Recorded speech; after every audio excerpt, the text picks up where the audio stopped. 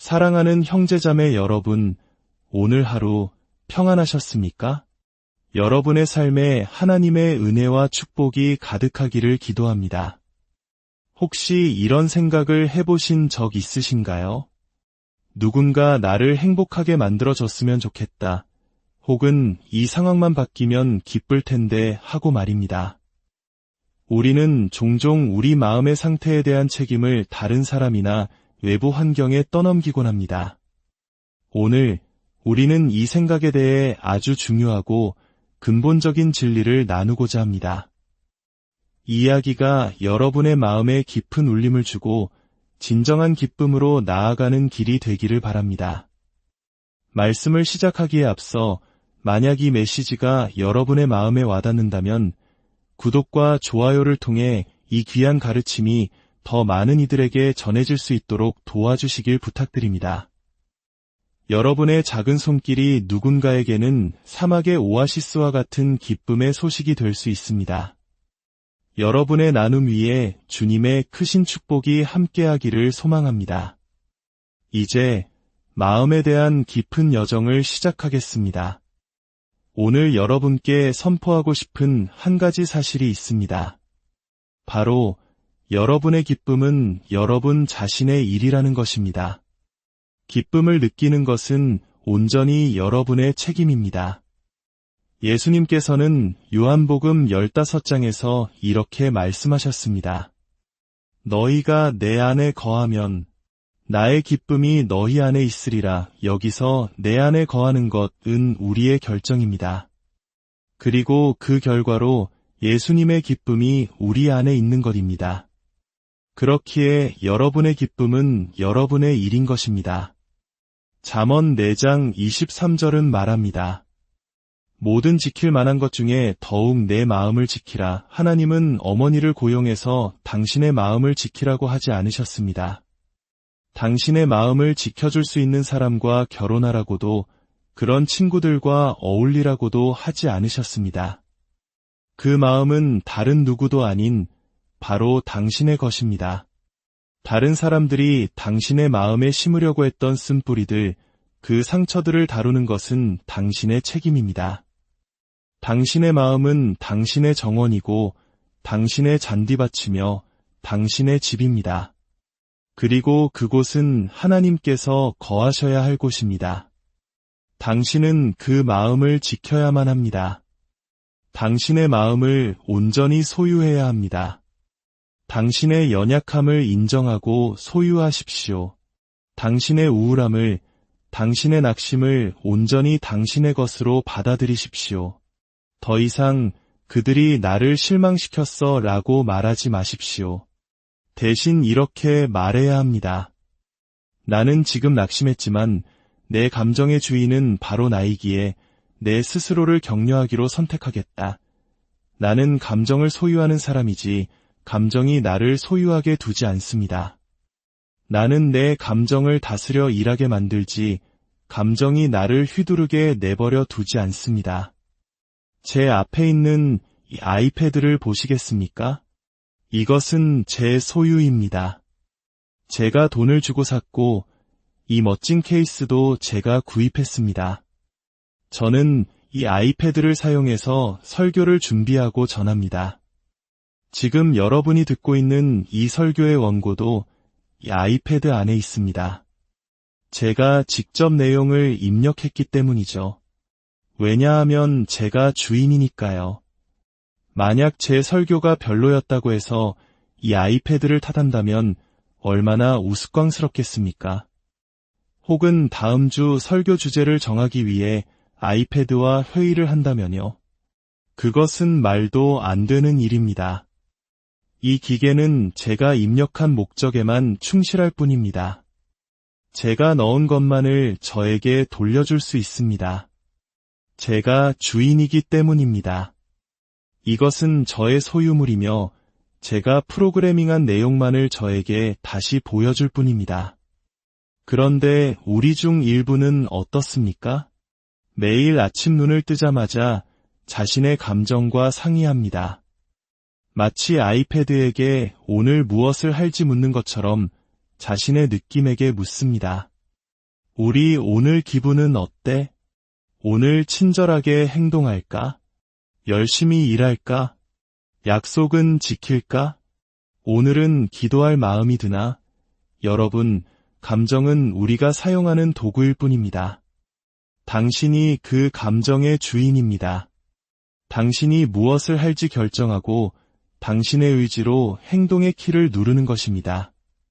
당신은 당신 영혼의 주인이 되어야 합니다. 온전히 소유하십시오. 행복은 결코 쉽게 얻어지는 것이 아닙니다. 행복에는 노력이 필요합니다. 혹시 지금 누군가에게 당신의 행복을 맡기고 있지는 않으신가요? 당신이 나를 행복하게 해줘야 해 라는 무거운 짐을 가족이나 친구에게 지우고 있지는 않습니까? 사실 그들을 힘들게 하는 것은 바로 우리 자신일 수 있습니다. 다른 사람을 행복하게 만드는 것은 그들의 의무가 아닙니다. 심지어 하나님조차도 우리를 행복하게 만드는 것을 자신의 의무로 삼지 않으셨습니다. 시편 126편을 보면 시인은 이렇게 기도합니다. 여호와여, 우리의 포로를 남방 시내들 같이 돌려보내소서.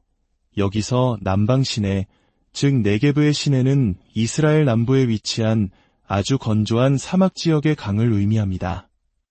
그곳보다 더 건조한 곳은 없을 정도입니다. 네게브 사막에 강물이 흐르는 것은 오직 겨울 우기, 아주 특별한 때에만 일어나는 기적과 같은 일입니다. 겨울비가 내리면 메마른 강바닥은 순식간에 불어난 물로 가득 차 둑을 넘고 다리와 길을 부수며 가축들을 휩쓸어 버릴 정도의 거대한 홍수가 됩니다. 이 비유는 우리에게 중요한 교훈을 줍니다. 비가 올 때를 대비해야 한다는 것입니다. 우리 중 일부는 자신이 감당할 준비조차 되어 있지 않은 것들을 위해 기도하고 있습니다. 기반 시설 없이 홍수를 맞는 것과 같습니다. 설령 하나님께서 그것을 주신다 해도 그것은 선물처럼 느껴지지 않고 감당할 수 없는 무거운 짐처럼 느껴질 것입니다. 왜냐하면 당신의 기쁨은 당신의 일이기 때문입니다. 어떤 특별한 사건이나 승진이나 더 많은 지식이나 돈의 액수가 당신의 기쁨을 보장해주지 않습니다. 은행 계좌의 잔고가 당신이 안전하다고 생각했던 액수에 가까워질수록 오히려 더 큰 불안을 느끼는 경험을 해보셨을 겁니다. 진정한 축복은 상황의 문제가 아니라 삶을 살아가는 방식의 문제이기 때문입니다. 우리는 행복을 위해 해야 할 일이 있습니다. 그것이 바로 행복을 향한 힘든 노력입니다. 시편 기자는 네게브 사막에 강물이 흐르는 것과 같은 기적을 구했습니다. 그것은 평범한 일이 아닌 초자연적인 현상입니다. 우리 역시 주님, 저의 기쁨을 회복시켜 주소서라고 기도해야 합니다. 하지만 그와 동시에 시편이 우리에게 무엇을 하라고 가르치는지 주목해야 합니다.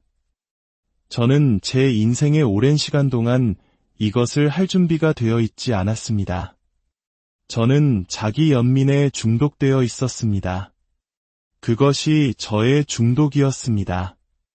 어느 날 주님께서 제게 말씀하셨습니다. 너는 너의 기분을 너의 주인으로 삼았구나. 성경에서 이집트의 파라오에 대해 읽을 때 저는 깨달았습니다. 주님은 이렇게 말씀하고 계셨습니다. 너는 너의 감정을 너의 파라오로 삼았구나. 그래서 감정이 너에게 언제 가고 무엇을 하고 무슨 말을 할 수 있는지 지시하게 만들었구나. 언제부터 우리의 감정이 하나님에 대한 순종을 결정하는 주체가 되었습니까? 하나님께서 당신의 관할권 아래 두신 것들이 있다는 사실을 아는 것은 매우 중요합니다. 그중 하나가 바로 당신의 기쁨입니다. 이 날은 여호와께서 정하신 것이라. 이 날에 우리가 즐거워하고 기뻐하리로다.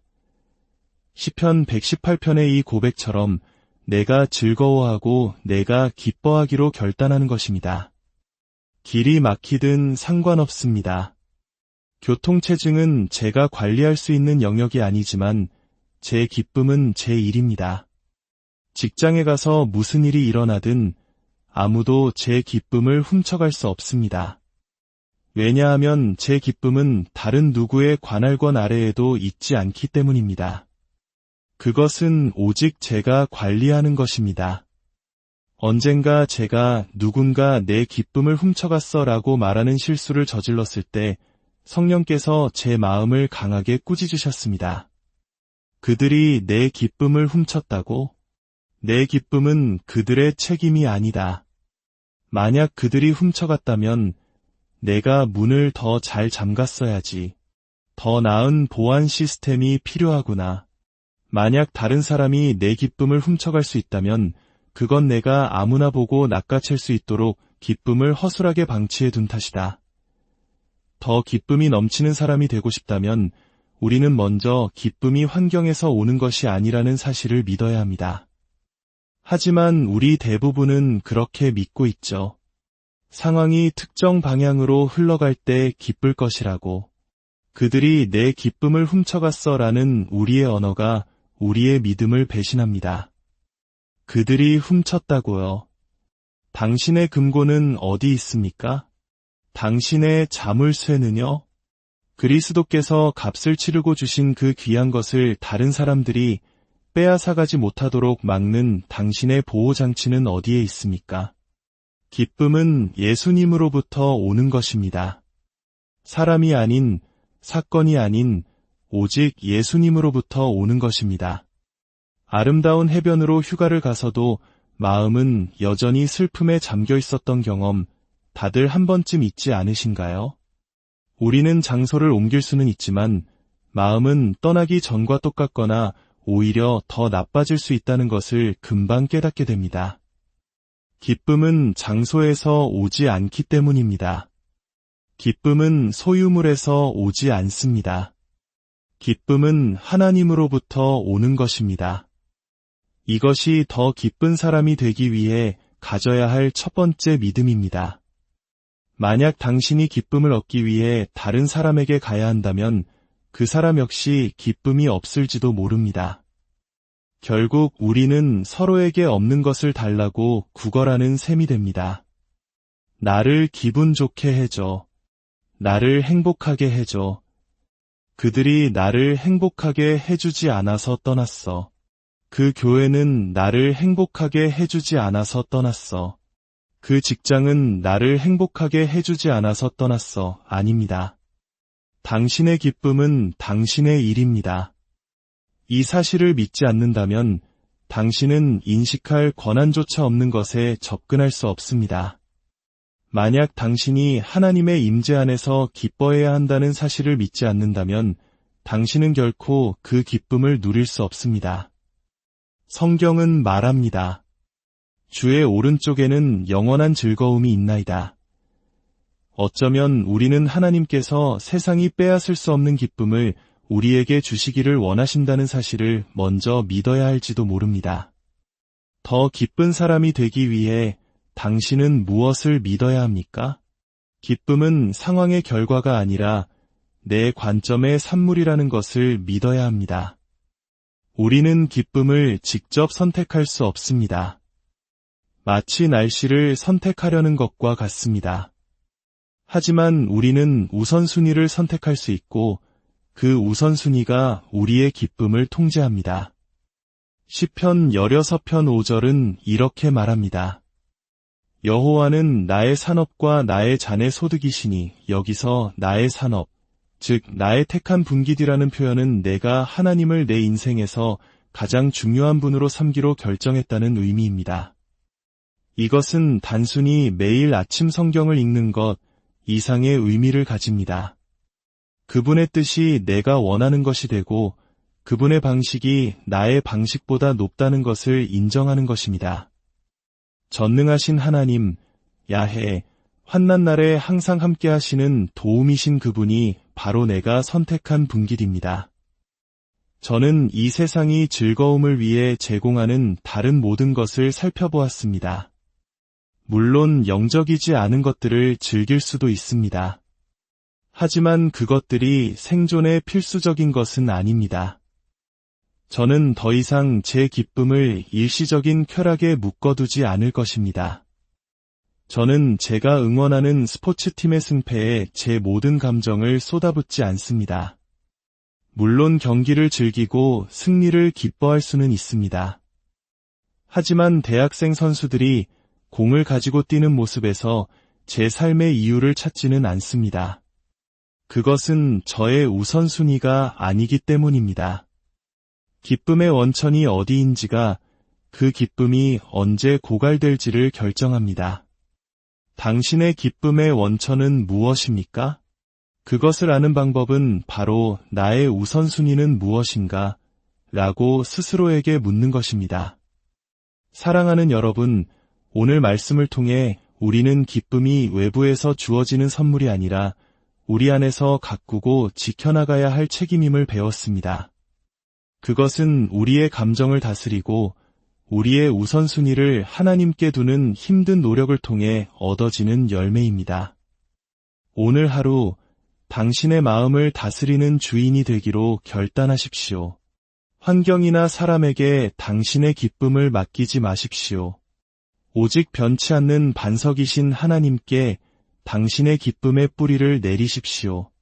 주님께서 당신의 마음을 지킬 힘을 주시기를 세상이 줄 수도 없고 알 수도 없는 그 평강과 기쁨이 당신의 삶에 늘 강물처럼 흐르기를 간절히 기도합니다. 오늘의 메시지가 당신에게 축복이 되었다면 사랑하는 이들과 함께 나누어 주십시오. 이 채널이 많은 영혼들에게 사막의 시냇물과 같은 위로와 힘이 되기를 기도합니다.